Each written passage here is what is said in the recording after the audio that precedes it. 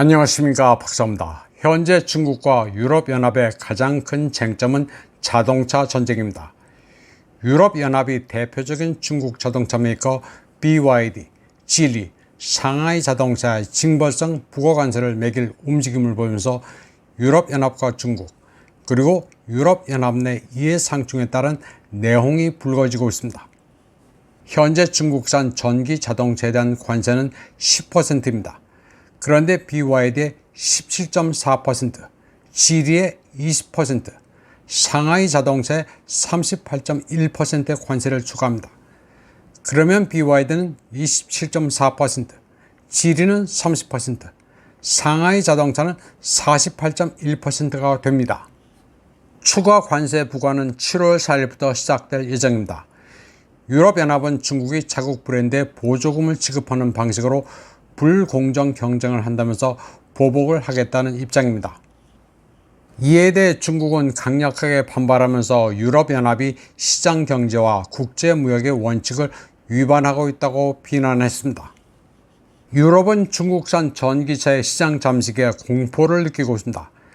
중국은 생산하는 전기차의 40%를 유럽에 수출하는데 7년 동안 대유럽 수출이 24배나 늘었습니다. 중국 전기차의 세계 지역별 수출 추세입니다. 하늘색이 유럽연합입니다.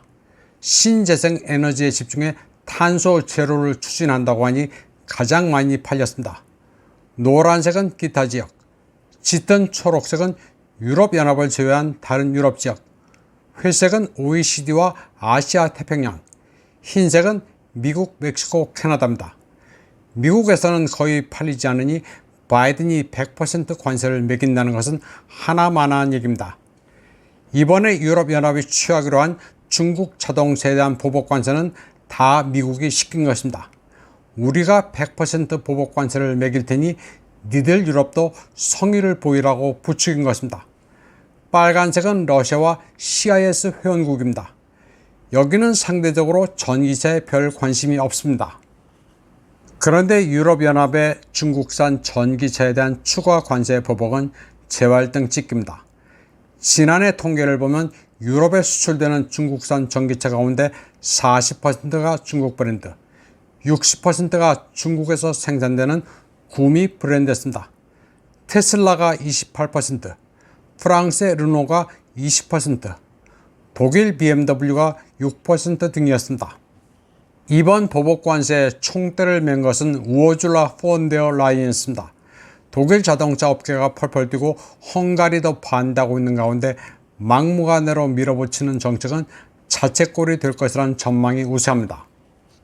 이번 보복 관세 시범탄은 상하이 자동차였습니다. 요즘 BYD가 뜨고 있기는 하지만 유럽 시장 선봉장은 상하이 자동차로 2023년 유럽에 24만 2,900대를 팔아 중국 자동차 가운데 유럽에서 가장 많이 팔았습니다. 특히 이 회사는 MG4라는 전기차로 처음 1만 대를 돌파했습니다. MG라는 브랜드는 1924년에 설립된 영국 브랜드 모리스 거라지 있습니다. MG는 BMW, 랜드로버, 난징 자동차, 그리고 최종적으로 2007년 상하이 자동차에 인수된 브랜드입니다.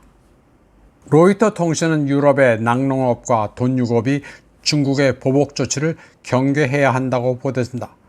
로이터에 따르면 중국은 유럽의 낙농, 돈유업에 대해 보조금과 덤핑 여부를 조사하고 있습니다. 프랑스의 브랜디 생산협회도 유럽연합이 괜한 짓을 했다면서 중국의 보복을 두려워하고 있습니다. 프랑스의 꼬냑협회는 중국의 반덤핑 조사 결과가 어떻게 나올지 촉각을 곤두세우고 있습니다. 중국은 최악의 경우 에어버스에 대한 비행기 주문을 전면 취소할 수도 있습니다.